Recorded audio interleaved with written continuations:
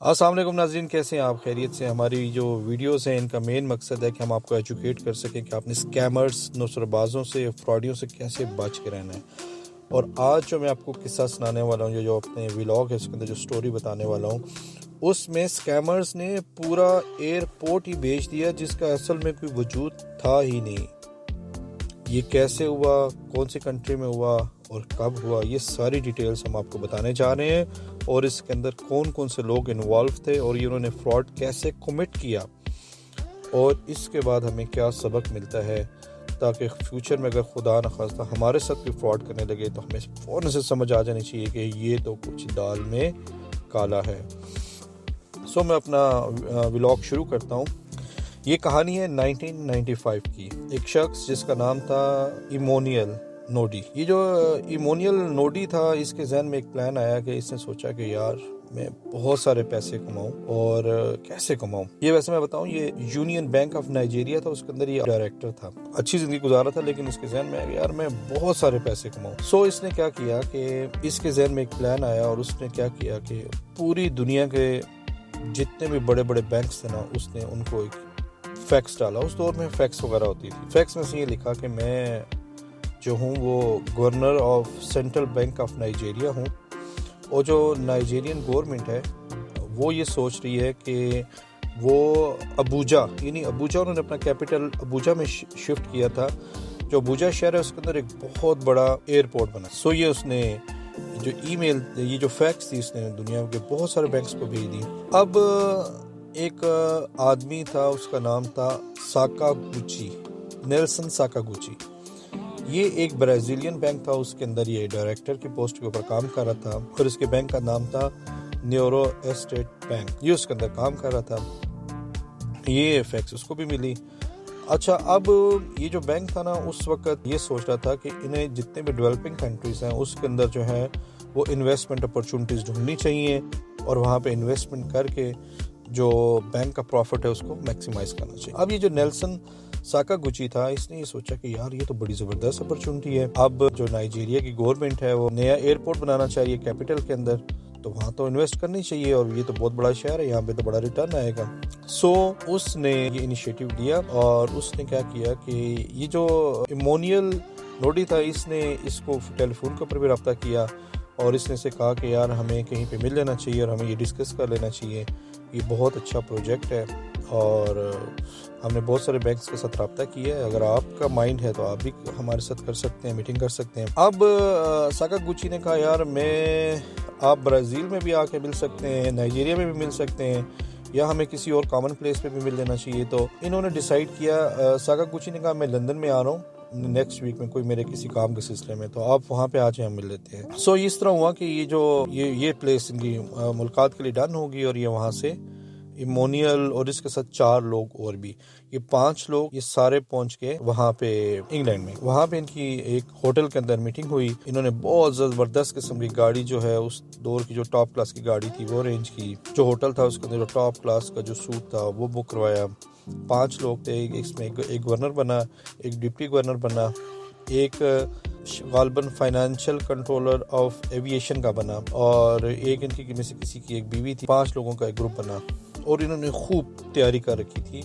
ان کو جو انہوں نے ایئرپورٹ بنانا تھا، جو ایکچولی ایگزسٹ نہیں کرتا تھا، ایک فیک ایئرپورٹ تھا، اس کے بارے میں انہوں نے بہت اچھی ڈاکومنٹیشن کی ہوئی تھی۔ اب یہ 1995 کا دور تھا، اتنی زیادہ یہ گوگل وغیرہ بھی نہیں تھا، اور اتنی یہ چیزیں نہیں تھیں، سرچ انجنز وغیرہ بھی نہیں تھے۔ جب یہ میٹنگ شروع ہوئی ساکاگوچی کے ساتھ، تو یہ کیونکہ یہ میں نے آپ کو بتایا کہ اس کا یہ جو ایمونیل تھا، نوڈی جو تھا، یہ بیسیکلی اس کا بینکنگ سیکٹر سے ہی الگ تھا، اور اس کو وہاں کی سارا سسٹم کا پتہ تھا، اس کو دنیا میں باقی بینکنگ سیکٹرز کا بھی پتہ تھا، اور ان کی چیزوں کا بھی پتہ تھا، انفلوئنشل لوگوں کے بارے میں پتہ تھا۔ جب ان کی بات شروع ہوئی تو انہوں نے ساکاگوچی کو کہا کہ ہمیں $250 ملین کی ضرورت ہے ہمیں یہ ایئرپورٹ بنانے کے لیے، ہم آپ کو 10 ملین جو ہے وہ آپ کو بھی دے دیں گے ایز اے کمیشن اگر آپ یہ ہماری ڈیل سکسیسفلی کروا دیتے ہیں۔ تو اس نے کہا ٹھیک ہے، میں آپ کے ساتھ ایگریڈ ہوں، میں کوشش کر کے آپ کو یہ ڈیل کروا دیتا ہوں، تو لیکن یہ کہ جب آپ یہ شروع کریں گے، ایئرپورٹ کی کنسٹرکشن شروع ہوگی، تو میں آپ کو پیسے دے دوں گا۔ تو آگے سے ایمونیل نوڈی جو تھا اس نے یہ کہا نہیں یار، بات یہ ہے کہ یہ دیکھیں، یہ ہمارا ایک ایئرپورٹ کا پروجیکٹ ہے اور یہ بڑا ہی ہائیلی کانفیڈینشیل ہے. سو ہم نے لوگ ہائر کرنے ہیں، میٹیریلز کے آرڈر دینے ہیں، کیونکہ ہم نے ایک اپنا وہاں پہ کوئی اپنا سیٹ اپ بنانا ہے، تو اس کے لیے ہمیں ظاہر انیشلی پیمنٹ چاہیے ہوگی، اور آپ ہمیں پیمنٹ دینا شروع کر دیں. کنسٹرکشن کا تو بعد میں فیز آئے گا نا، تو آپ ہمیں پیمنٹ دینا شروع کر دیں تو ہم آپ کے ساتھ کانٹریکٹ کر لیتے ہیں. تو یہاں پہ نا یہ جو ساکاگوچی تھا نا، کہتا ہے کہ یار میرے ذہن میں تھوڑا سا ہے کہ یار یہ پیسے پہلے کیوں مانگ رہے ہیں. بہرحال کیونکہ $10 ملین کا کمیشن تھا، کافی ہیلدی کمیشن تھا، سو اس نے یہ سوچا کہ یار چلو قسمت لڑاتے ہیں، ان سے ڈیل بناتے ہیں. سو یہ جو دوسری پارٹی تھی جو ان کے ساتھ بات چیت کرتے، وہ کہتے ہیں یار ہم نے تو دنیا میں بہت سارے بینکس کو انگیج کیا ہوا ہے، جو یہ اپورچونٹی اویل کر لے، آپ اویل کر لو یا کوئی اور کر لے، ہمیں تو اس سے کچھ بھی نہیں ہے، ہمیں تو اس سے کوئی بھی غرض نہیں ہے. یہ تو ون ون سچویشن ہے، آپ کے لیے بھی ہمارے لیے بھی. تو اگر ہماری کنٹری میں اتنا بڑا ایئرپورٹ بن جائے گا اور آپ کی کنٹری میں آپ کو اس کے بس جو ہے کمیشن مل جائے گا اور آپ کے بینک کے پروفیٹیبلٹی بھی بڑھ جائے گی. سو یہ اس بات پہ وہ مان گیا. تو جب وہ ساکاگوچی واپس گیا تو اس نے کیا کیا کہ وہ وہاں پہ سوچ میں پڑ گیا، کیونکہ ظاہر پیسے تو اس کو اپنے تھے نہیں، لوگوں کے ڈپازٹس تھے. تو اس نے کیا کیا کہ اس میں سے ایک ان کے ساتھ حامی بھر لی، لیکن بورڈ آف ڈائریکٹر سے اپروول نہیں لی، کیونکہ یہ ڈائریکٹر تھا اور یہ اس کی رسپانسبلٹیز میں تھا کہ اس نے جو ٹرانزیکشن کرنی ہے اس کو دیکھنا ہے، اور 6 ملین تک کی جو ٹرانزیکشن تھی وہ یہ کر سکتا تھا.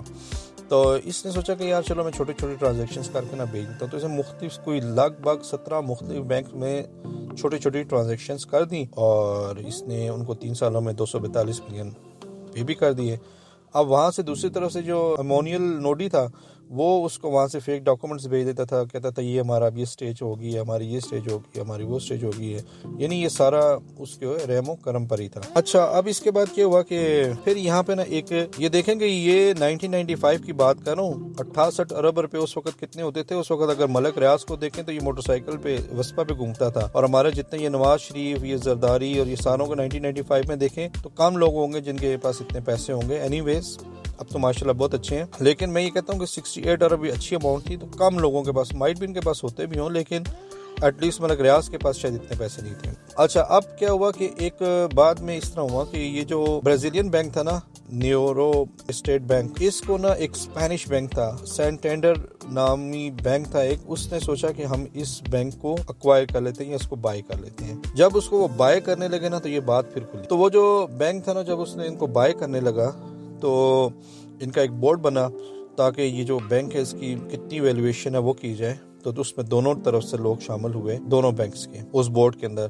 تو انہوں نے ایسیٹس، لائبلٹیز دیکھنا شروع کی.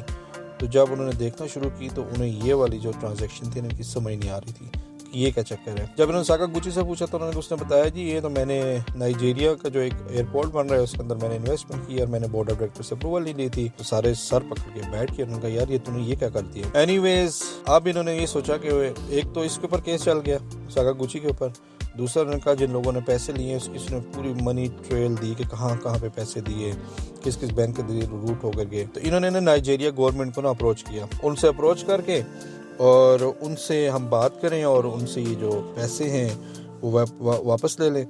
تو مزے کی بات یہ تھی کہ نائجیریا گورنمنٹ کے پاس کوئی بھی اس طرح کی فائنینشیل ٹرانزیکشنز کے اس میں جو انٹرنیشنل جو کوئی ٹریٹی ہوتی ہے اس کے ایگریمنٹ اس کے ساتھ نہیں تھا. البتہ جب 2003-2004 ہوئی تو ان کے ایک نئے پریزیڈنٹ آئے. وہ جو پریزیڈنٹ تھے نا ان کے ذہن میں یہ ہوا کہ انہوں نے پتا چلا کہ یار یہ اس میں یہاں پہ تو بہت ساری جو ہے نا وہ فیک ٹرانزیکشنز ہو رہی ہیں اس کے اندر نائجیریا کے اندر.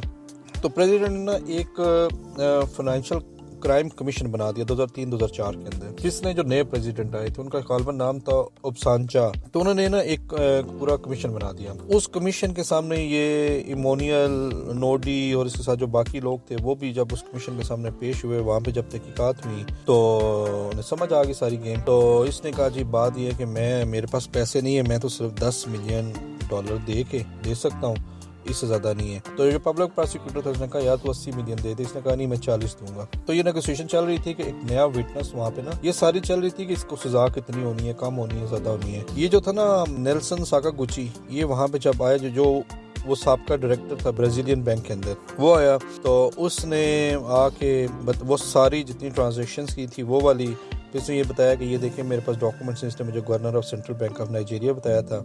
تو کسی کو یہ پورے کافی زیادہ کرائم میں آ جاتا ہے کہ کسی بینک کو آپ فیک ایک اتنی بڑی آئیڈینٹی آپ ظاہر کرو. تو اس صورت میں نے جب وہ بالکل اس نے دیکھا نا کہ اتنی ایویڈنس ہے کہ میں پھنس گیا ہوں، تو اس نے کہا اچھا میں 80 ملین دے دیتا ہوں. پبلک پروسیکیوٹر نے کہا نہیں، اب تجھے 120 ملین دینے پڑیں گے. 110 ملین تو بینک ان کو اونر کو واپس کرنے پڑیں گے، اور 10 ملین جو ہیں نائجیرین گورنمنٹ کو دینے پڑیں گے.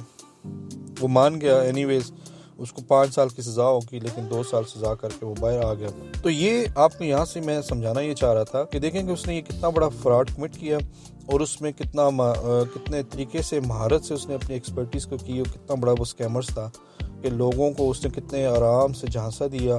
لوگوں نے اس کی بات مان لی اور اپنی ساری چیزیں کانفیڈینشیل رکھنے پہ، یعنی وہ جو ساکاگوچی تھا وہ صرف $10 ملین کی خاطر پوری ڈیل کو اس نے کانفیڈینشیل رکھا، پیسے بھی دے دیے، سزا بھی بھگت کی، اور یہ بھی پھنس گیا. تو بہرحال یہاں سے یہ ہے کہ آپ کو جب بھی کوئی بندہ کہے کہ آپ نے کسی سے شیئر نہیں کرنی ہے انفارمیشن، تو آپ کے ذہن میں ریڈار آن ہو جانا چاہیے کہ کوئی مسئلہ ہے. کبھی بھی اس طرح نہیں ہوتا کہ کوئی بڑی ٹرانزیکشن ہو رہی ہو اور اس کے بارے میں لوگ کہیں کہ آپ اس کو کانفیڈینشیل رکھیں. آپ اس کے بارے میں پوری انفارمیشن لے کے اس کے بعد انویسٹ کریں. تو اس سے ہمیں یہ سبق ملتا ہے کہ ہمیں پوری ویل پریپیئرڈ ہو کے پوری ڈاکومنٹیشن کر کے کنسرن اداروں سے مل کے اس کے بعد انویسٹمنٹ کرنی چاہیے. اگر یہ وہ صرف یہ وہاں پہ نائجیریا چلے جاتے، وہاں پہ نائجیرین جو سینٹرل بینک ہے وہاں پہ چلے جاتے اور وہاں سے وہ پوچھ لیتے، تو ان کا کافی مسئلے حل ہو جاتے اور یہ ساری ٹرانزیکشن سے بچ جاتے. حالانکہ ان کے ذہن میں یہ تھا کیونکہ ان کو جو فیکس آتی تھی نا وہ بھی گورنمنٹ کے نمبر سے آتی تھی، تو یہ سوچتے تھے کہ یہ تو گورنمنٹ کا نمبر ہے جو واقعی یہ کوئی سینٹرل بینک ہی ہوگا، کیونکہ اس کی ظاہر ہے ایمونیل جو تھا نوڈی تھا، اس کے وہاں پہ ریلیشن تھے، تو وہ ایسی فیکس وغیرہ بھی استعمال کر لیتا تھا. تو آپ یہ دیکھیں کہ بعد میں یہ جو جس نے اتنا بڑا فراڈ کیا، اس نے یہ پیسے سارے ریئل اسٹیٹ میں انویسٹ کیے، بانڈز لیے، شیئرز لیے، اور آخر میں 2016 میں پھر یہ ایک مرڈر کے کیس میں پھنس گیا. یعنی جو حرام کے پیسے ہوتے ہیں نا وہ حرام میں ہی نکل جاتے ہیں، یہ آپ ذہن میں رکھیے گا. میں اپنی پوری نیشن کو کہوں گا کہ ایک تو آپ اپنی پیسے جو ہے نا وہ حلال طریقے سے کمانا سیکھیں. 2 نمبر سے پیسے کمائیں گے وہ ایک دن لوٹ ہی جائیں گے، یا آپ پھنس جائیں گے، یا بچہ بیمار ہو جائے گا، کچھ ہوگا. لوگ نہیں مانتے نا یہ ایکچولی اسی طرح نہیں ہوتا ہے. اور برکت میں بڑی عظمت ہے. واہ برکت کیا چیز ہے. اینی ویز یہ آج میں نے آپ کو ایجوکیٹ کیا. ہمارا ولاگ کافی لمبا ہو گیا. خوش رہیں، دعاؤں میں یاد رکھیں آپ. تو اس کے بعد آپ کے ذہن میں کوئی مزید کوئی چیز آتی ہے، کوئی ٹاپک آتا ہے، تو آپ اس کے بارے میں بتائیں. ہم آپ کو وہاں پہ آپ کو اس کے بارے میں ویڈیو بنا کے بھیجیں گے. کیونکہ ہمارا ریئل اسٹیٹ کا کام ہے، تو ایئرپورٹ بھی ریئل اسٹیٹ سے ہی ریلیٹڈ ہے، تو میں نے کہا اس کے اوپر بھی ولاگ بناؤں. خوش رہیں. میں سمجھتا ہوں کہ یہ دنیا کا شاید اس سے بڑا بھی کوئی ہوا ہو، لیکن میرا اپنا ذاتی خیال ہے کہ ریئل اسٹیٹ کی دنیا میں یا کنسٹرکشن انڈسٹری میں یہ جو سب سے بگیسٹ ایک فراڈ ہے اس میں سے یہ ایک ہے. خوش رہیں. اللہ آپ کا میرا حامی ناصر ہے. السلام علیکم.